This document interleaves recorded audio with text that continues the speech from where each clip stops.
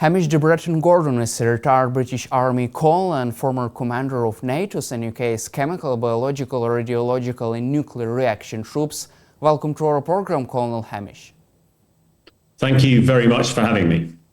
Russian dictator Vladimir Putin has cancelled a Navy Day parade in Saint Petersburg due to the security concerns following significant Ukrainian drone attacks in Western Russia on July 27th on airports and railways. Was Vladimir Putin too afraid of Ukrainian drone attack on Russian Navy during these parade days in Saint Petersburg? Well, this is an incredible reaction really coming out of the Kremlin.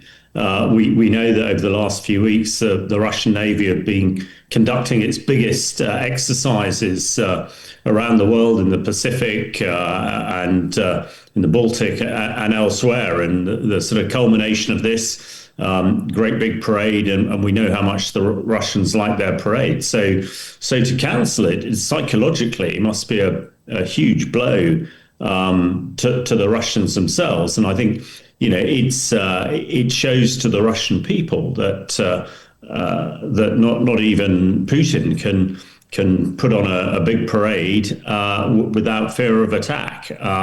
And we know from his their parade in May, 9th of May, in Moscow itself, how important they see that as a pivotal thing, demonstrating so-called Russian power to the world. But this is the contrary, and I think it's a reflection really of what has been happening in the last sort of 2 or 3 months and some of the activities, because also today we're hearing reports of very significant cyber attacks in Russia on the Russian state airline Aeroflot and also on pharmacies. So a lot of people are sort of focused on the war, very much on the front lines, as it were, but actually, it would appear that Ukraine is doing an awful lot deep into Russia, and this is having a significant impact. I don't think Putin would have cancelled this Navy parade without, really careful consideration, because this is now headline news, and not even the Russians will be able to suppress that. Let's also cover this. It seems like this is a new Ukrainian tactic to disrupt this civilian flights, railways, and to cause this kind of disruption, because Ukrainian drone attacks in July frequently led to shutdowns of Russian airports, disrupting operations with flight reroutes and grounded aircraft. Also, does this also influence the morale among the Russian people? Yes, very much so. This is, in military terms, this is what we call the deep battle. So conducting operations way behind the enemy lines. It was hugely successful in the Second World War when the Special Operations Executive, sort of run by the British, but with support from the Americans and allies, really disrupted the Nazis' sort of lines of communication. And this is exactly what Ukraine appears to be doing, operating as a sort of special operations executive. We've discussed before some of the really significant operations that the Ukrainian Secret Service, the SBU, have conducted, Operation Spider's Web, and many others as well. But it is taking the war really into the Russian mainland and also getting Russians to understand, this is the results of their illegal war in Ukraine, that, deep into Russia, you can affect trains and communication hubs.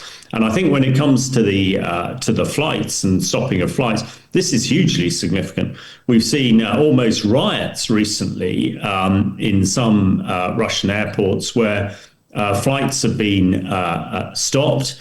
And for a lot of Russian people, the only chance they get for a bit of respite is to either fly to the coast in Russia or even to some places like Turkey or the Middle East, where they can get away from, the dreadful life in Russia. But actually, if they can't now, because the airlines have been affected so much by cyber attacks and by drone attacks, I think this is really beginning to grate, and so some very, very strange scenes we see at some Russian airports with people getting incredibly cross. So, yeah, I think this sort of operation deep into Russia is being very effective really bringing the war to the Russians, but also will be having a huge impact. We know the Russian economy is in a really dangerous position at the moment, and that Russian people are suffering.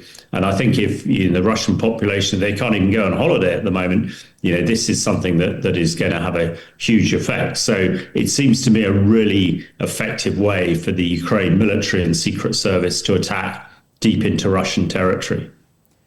Don't you think that these disruptions, massive disruptions in Russian airports regarding flight operations and other civilian operations, don't you think that these disruptions could force Vladimir Putin to change his calculus on this war? I mean, these disruptions caused by not only drone attacks, but also by cyber operations. Well, I mean, we're all hoping so, and that, of course, that's what it's designed to do. But we know that Putin himself seems to have no desire for peace at all, because I think everybody knows that if Putin doesn't succeed in his aims, then that is the end of him. And this is what happens to Russian leaders who don't succeed. So I think it is very important. That has a huge impact. But ultimately, I expect the only way that Russia will come, or Putin will come to the negotiation table, will be if the Americans follow through with or rather President Trump follows through with his threats. But what is happening deep in Russia is having a huge impact and will start to affect, I'm sure, Putin's calculations. But still at the moment, because before President Trump decided to turn all the weapon movements back on into Ukraine and to allow the Europeans to buy a lot of American weaponry to give to the Ukrainians, before that happened, things were looking pretty grim. But now that President Trump has also said, originally he said the Russians had 50 days to come to the peace negotiation table. He's now in the UK yesterday said that was now 20 or 10 days, not really specific there. And what Trump is threatening with these sanctions and tariffs really could strangle the Russian economy so that not even Putin can make bombs and bullets and drones without hard currency. So things, the net is closing on Putin, I think. And, if he was a rational, sensible person, he would come to the negotiation table today. But unfortunately, we know that he's not. And he doesn't care how many casualties he creates of Russian soldiers or even Russian civilians. So it is very challenging when dealing with a dictator like that, very similar to Hitler in the Second World War. Ultimately, Hitler perished himself, but, he allowed millions of Germans to perish at the same time.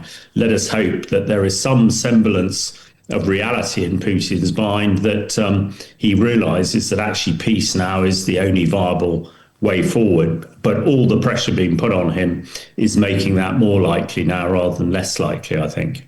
You just mentioned about the recent statement from US President Donald Trump. President Trump said Monday that he's reducing his 50-day deadline for Vladimir Putin to reach a deal to 12 days.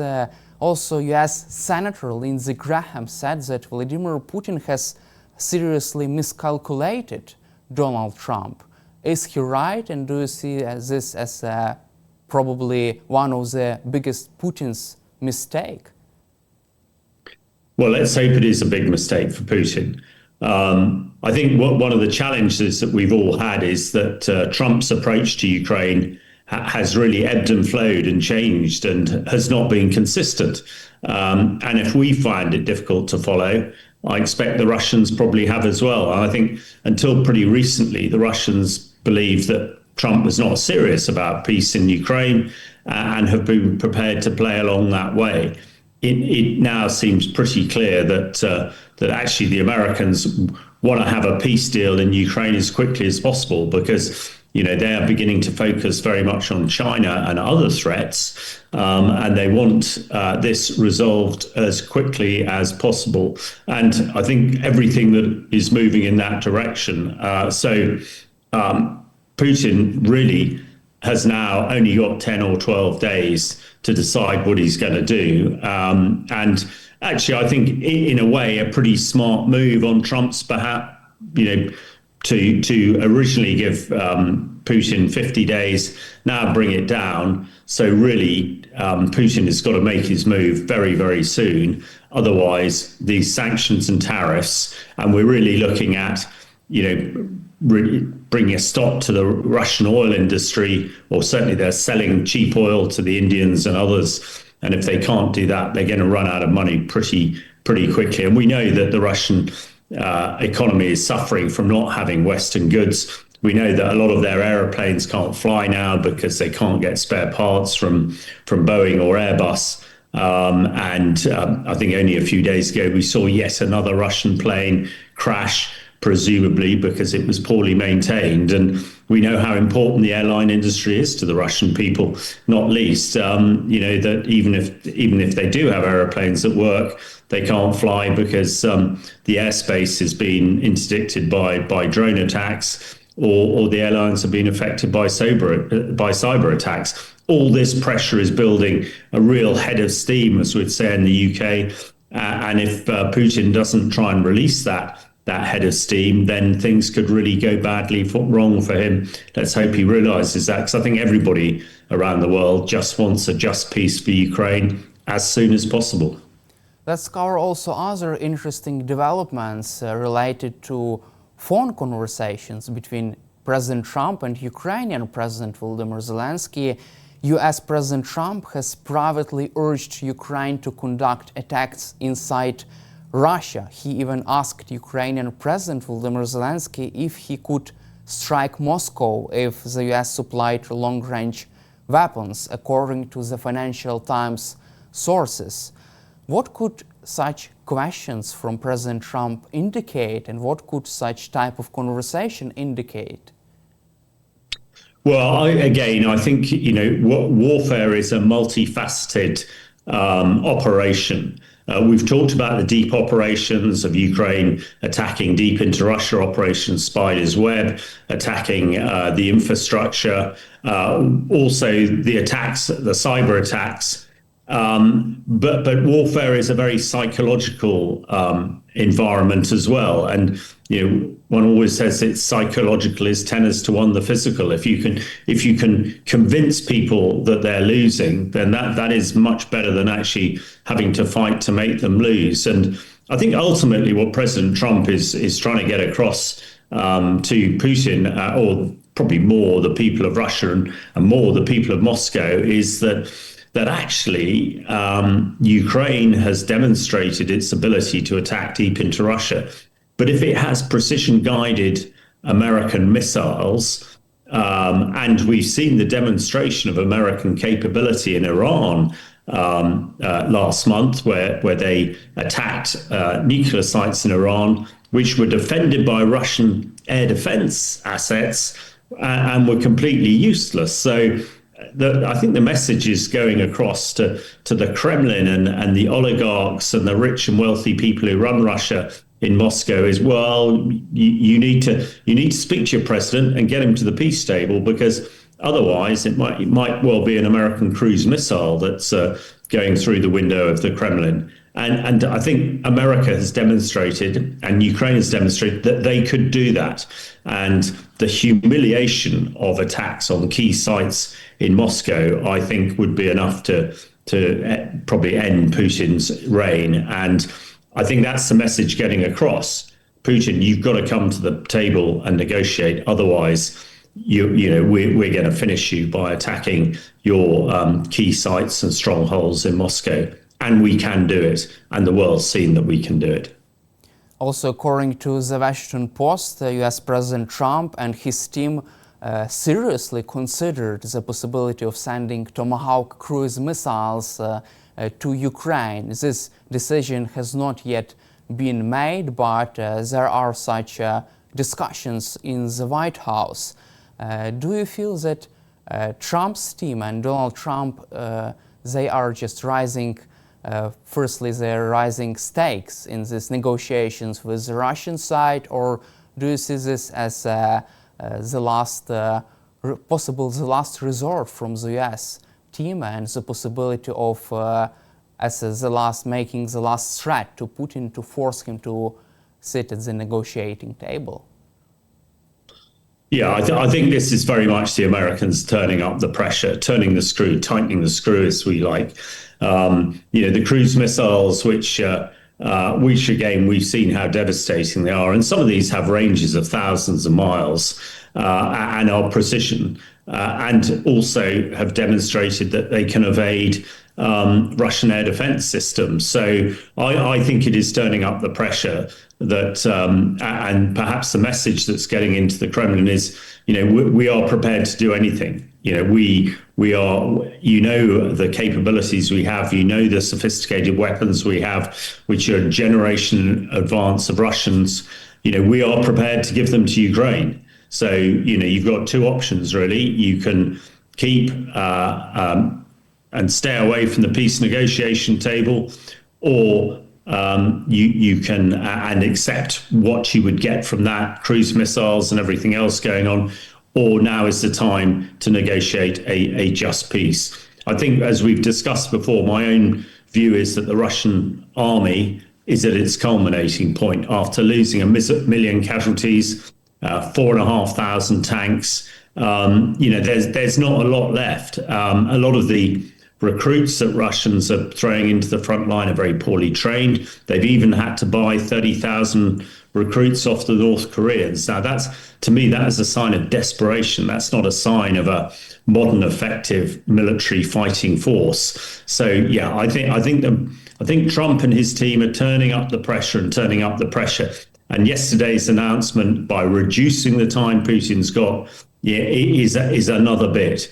And it's a question of what they need to do to get Putin around the negotiation table, because I'm pretty sure they're going to follow through with some of these threats. I mean, the next 10 days are going to be pivotal, and it'll see how the Russians react. And of course, we've seen even over last night the massive attacks into Ukraine and the killing of nearly 30 people, we understand, in Ukraine. And this is after yesterday, President Trump said he was fed up and getting incredibly angry with the Kremlin, first on the one hand saying we're interested in peace, and then straight away going and killing Ukrainian civilians. So, if Putin was trying to put Trump off and perhaps, delay any further weaponry and sanctions, then I think actually he's probably going to achieve the exact opposite. And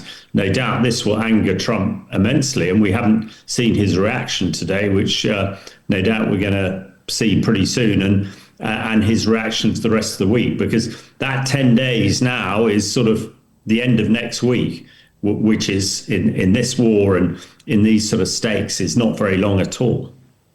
Also, in July 4th call with Zelensky, Trump said that Ukraine would not change the course of the war by playing defense and needed to go on the offensive, according to the Washington Post. Can you imagine a scenario in which Trump fully supports Ukraine's war effort, Ukraine's offensive, and provides Ukraine with offensive weaponry? Well, I think again, this is clever wordage, if you like, coming out of Washington and the White House, really saying ultimately there is nothing the US and nothing NATO won't do to ensure that Ukraine gets a just peace. So again, this is building up the pressure. I don't think at this stage there is a suggestion that the US or NATO would put boots on the ground, as it were, British tanks and soldiers into Ukraine. It may well be there is talk that NATO air forces might be used to protect some of the civilian sites, some of the cities in Ukraine. But I think it's the rhetoric, ramping it up so that Putin knows that he has got no way out except to negotiate for peace. Because if America followed through with its threats, then Putin would lose absolutely everything. And I think the Americans and Trump and his team are trying to say, this is the time for you to bail out Putin. If you keep going, you are going to be defeated. And ultimately, I suppose in a way that would be the best case for Ukraine. But whether the Americans would completely follow through, we'll have to wait and see. But I think there is in the last few weeks and the last few days, the pressure is really beginning to tighten, I would have thought, around Putin and his team in the Kremlin. And do you believe that Tomahawk cruise missile could become a real game changer in this war if the US provides such missiles to Ukraine? Well, I think no one single capability is going to be a game changer. It's a combination, and I think that is what is required. We've discussed many times before over the last 3 years how the West, the Americans and NATO have been too slow to produce capability for the Ukraine military. But ultimately now it appears that we are all on the same page, as it were. Long-range Tomahawk missiles are, very significant, and it's the sort of capability that we've seen have a strategic impact. But I think on their own, they're not going to win the war, but they are certainly part of it. And when you put in extra Patriot anti-aircraft missiles to protect the cities in Ukraine, when you make sure that Ukraine has enough ammunition and capability like Storm Shadow and Taurus and other missiles for the jets, then you get the feeling that Ukraine could do real damage into Russia. And you also understand that is the last thing that Putin wants. So I think cruise missile, maybe not a game changer, but it's a really, really strong decision that Trump can make, because ultimately, if we were talking 3 or 4 months ago and you asked me about cruise missiles, I'd say there wouldn't be a hope in hell, no chance that the Americans would give it to them. But things have very much changed, and let's hope this tightening of the screw will be enough for Putin to realize that, the game is up and the only way forward is peace.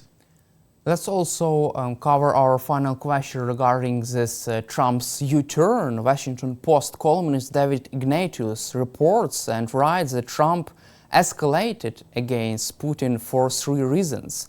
He felt Putin was disrespecting him by ignoring his ceasefire request. Trump recognized the effectiveness of the US capabilities against Iran, and he believed that Putin would only negotiate under a threat of greater force. And Trump decided to escalate to de-escalate in Ukraine. Do you agree with this assessment from the Washington Post? Yes, I think I do. I mean, it is a rather strange approach from President Putin, from President Trump. I think President Trump has suddenly realized that this is not a real estate deal he's involved in here. And he suddenly realized that President Putin, has no interest in peace. And President Putin has been making Trump look a bit of an idiot. And although President Trump is very thick-skinned, he likes to consider himself, one of the greatest people on the planet. But actually, he's been shown to be wanting in many, many areas. So I think this has caused the U-turn. I mean, Trump wants a great legacy in the same way that Putin wants a great legacy. But the only way Trump is going to get that legacy is by actually making peace around the world, which ultimately what the Americans should be doing with their hugely powerful military. Trump seems to have done a good thing in Iran by preventing their nuclear weapons capability developing, and has being effective. But ultimately, his biggest challenge, but also his biggest prize, would be bringing peace to Ukraine and Europe. And now I think he's worked out, or his advisors have worked out, what is the best way to deal with Putin. And as the rest of us know, that Putin exploits weakness but respects strength. And the more strength that President Trump can show, I think the more likely that Ukraine will get a just peace. And thank heavens, Trump has now realized this. and now, as the Washington Post says, is going, full on to try and get a peace deal as quickly as possible. That also covers this big deal between the US and NATO to provide Ukraine with defensive weapons. US President Donald Trump have reached this deal with NATO allies, particularly with Germany, to provide Ukraine with 5 Patriot air defense systems. Germany is buying this, will buy this system in the US and will provide Ukraine with this systems to help Ukraine to defend its cities against Russian air threats. How can you assess this new approach from the US administration to help Ukraine to defend itself? Well, I think it's very sensible, and actually, it's not really new. It's very similar to the U.S. Lend-Lease program in the Second World War. When Britain and France were really struggling with weaponry, but actually were struggling with money, the Americans sort of lent them a whole bunch of tanks and aircraft, which in effect the Brits and the French leased off the Americans and ultimately paid back. In a similar vein now, I think what Trump has, the deal he's done, he's not giving weapons to Ukraine, but he is making sure that European countries like France and Germany and Britain buy these sophisticated American weapons which Ukraine needs and then give them to them. So, it strikes me as a sensible way of doing business. Hopefully it's a win-win for everybody. Ukraine gets the weapons it needs to be able to protect the country.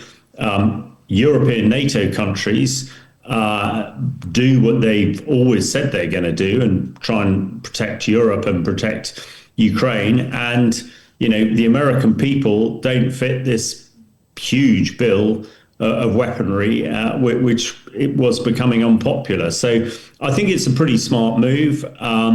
And ultimately, we shall just have to see if it's successful. But I personally believe that it is, with everything else that's going on at the moment, this should be enough to bring the Russians to the negotiation table, because I think the Russians know now that if they don't negotiate, in the next 10 days or so, they could well lose everything that they think they've gained, which, for some of us, that wouldn't be a bad thing. But, we need to practice realpolitik, as it were. We need to make sure that Ukraine gets absolutely the best deal it can as soon as possible, rather than holding out for something that might never happen.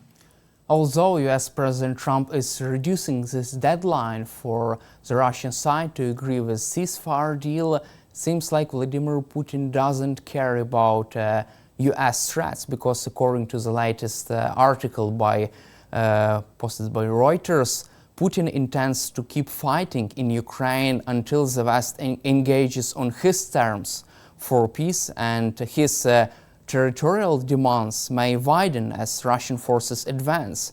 3 sources close to the Kremlin told Reuters. Also, Putin believes that Russia's economy and his military are strong enough to weather any additional Western sanctions. What is your reaction to this, and can Russia really survive another sanctions packages from the US administration? Well, I think this is classic Russian disinformation and propaganda. It's not surprising at all. I think, we could have almost written the Russian press releases ourselves, because of course, they want to try and show that they are not in desperate straits and they can keep going. But, still having a powerful Russian military, everybody knows that's not the case. And when you look at what NATO has arrayed in Europe, vastly overmatches anything the Russian had or has at the moment. So I don't think anybody's been fooled there. And also, it's well known the Russian economy, even the Russian banks, are talking about a devastated economy. So I think it's not expected. The Russians, of course, are trying to talk up the situation because they know they're going to have to negotiate soon. And as Trump is doing, trying to get into the best possible position to be able to negotiate the best peace deal, the Russians are trying to do the same. So I think it's unsurprising, but I think what is important that everybody understands exactly what the situation is. And the Russian army is not in a great position. The Russian economy is not in a great position. And at last, people in Russia are beginning to realize exactly that. So, yeah, I think this is the normal noise that we hear out of the Kremlin, on a daily basis. But hopefully the correct description of what's happening in Russia is the ones that people will listen to in the West, and the ones which will be very influential when it comes to hopefully negotiating a peace, once Trump flexes his military muscles and his financial muscles in the next 10 days or so. Let's cover also our final topic, NATO's nuclear deterrence. The US has likely stationed nuclear weapons in the United Kingdom for the first time since 2008, in a signal to Vladimir Putin that the US remains committed to NATO's security, according to Bloomberg. What is your reaction to this development? I think this is another really important move.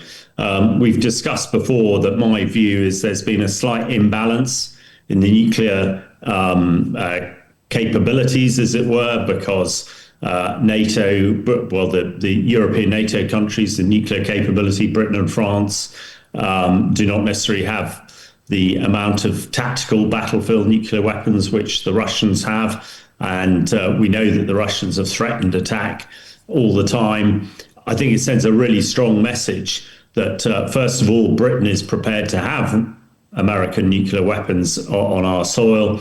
And secondly, that America is prepared to put them there, because that means that, any aggression, any nuclear aggression by the Russians can be very quickly dealt with by American tactical nuclear weapons. And of course, in the last couple of weeks, Britain has announced that it is buying the F-35A stealth fighter jet, so that Britain can have a tactical nuclear capability. So again, very strong messages coming out. And, this, I don't think this is accidental or coincidental. No doubt all these decisions have been planned to ramp up the pressure. And no doubt there'll be a few more as the 10 days that Putin has left to make a decision rapidly declines.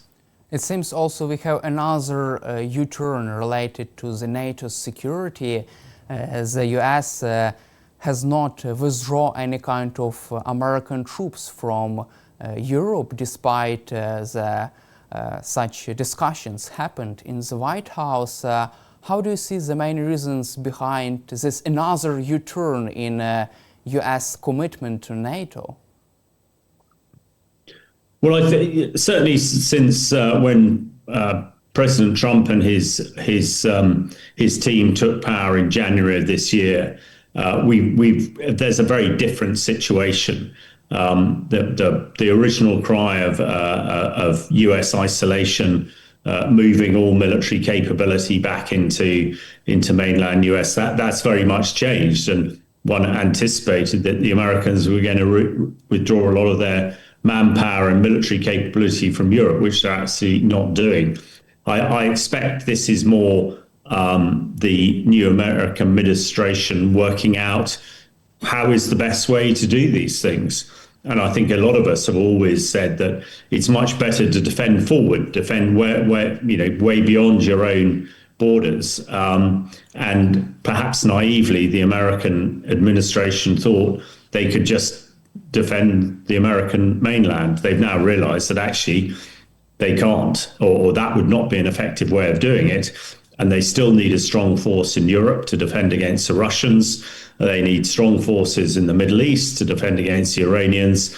And in the Pacific, where a lot of activity is going on at the moment, the Americans are concerned about what the Chinese are up to. So I think it's a realization that their original stance was just not working. And the upping of the pressure on Putin is really welcomed, and is the most likely way that we're going to see Putin around a negotiation table, hopefully sometime soon.